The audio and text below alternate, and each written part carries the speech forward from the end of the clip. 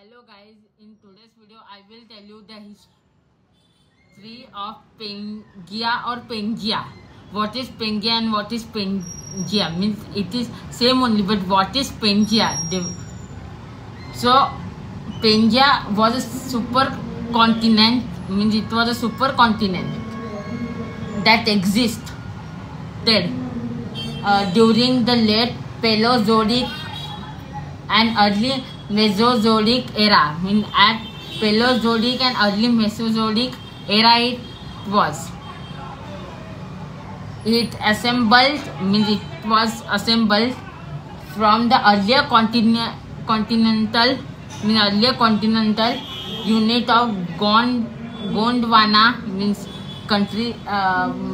It was countries, no, means it was continental countries like Gondwana. Units basically, it was country, no units. Gondwana, Euromerica and Siberia during the Carboniferous period. During the Carboniferous period, like this continental units were. Approximately, it was around 3035 billion years ago, and it began to break apart. Means the continental countries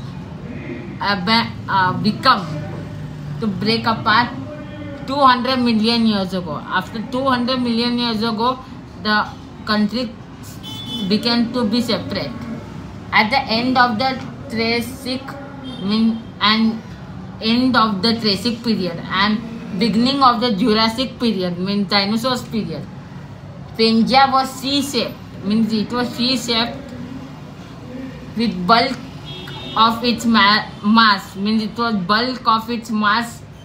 It was happened standing between the Earth's northern and southern polar regions, and surrounded by super oceans. It was super oceans and the Paleolithic and subcontinent ocean.